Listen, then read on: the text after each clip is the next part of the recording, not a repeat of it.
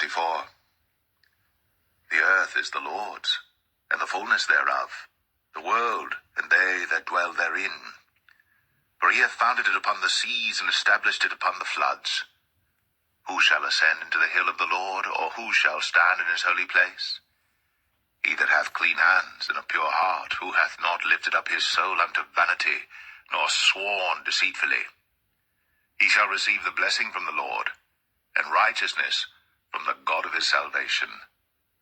This is the generation of them that seek him, that seek thy face, O Jacob. Selah. Lift up your heads, O ye gates, and be ye lift up, ye everlasting doors, and the King of glory shall come in. Who is this King of glory? The Lord strong and mighty, the Lord mighty in battle. Lift up your heads, O ye gates, even lift them up, ye everlasting doors, and the King of glory shall come in. Who is this King of glory? The Lord of hosts. He is the King of glory. Selah.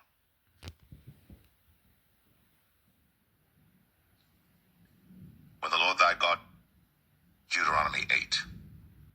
All the commandments which I command thee this day shall ye observe to do, that ye may live, and multiply, and go in and possess the land which the Lord sware unto your fathers.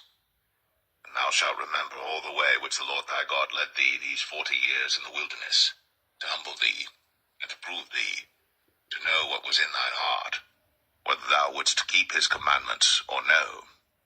And he humbled thee, and suffered thee to hunger, and fed thee with manna, which thou knewest not, neither did thy fathers know, that he might make thee know that man doth not live by bread only, but by every word that proceedeth out of the mouth of the Lord doth man live. Thy raiment waxed not old upon thee, neither did thy foot swell these 40 years. Thou shalt also consider in thine heart, that, as a man chasteneth his son, so the Lord thy God chasteneth thee. Therefore thou shalt keep the commandments of the Lord thy God, to walk in his ways, and to fear him. For the Lord thy God bringeth thee into a good land, a land of brooks of water, of fountains and depths that spring out of valleys and hills, a land of wheat and barley and vines and fig trees and pomegranates, a land of oil, olive, and honey, a land wherein thou shalt eat bread without scarceness, thou shalt not lack anything in it, a land whose stones are iron, and out of whose hills thou mayest dig brass.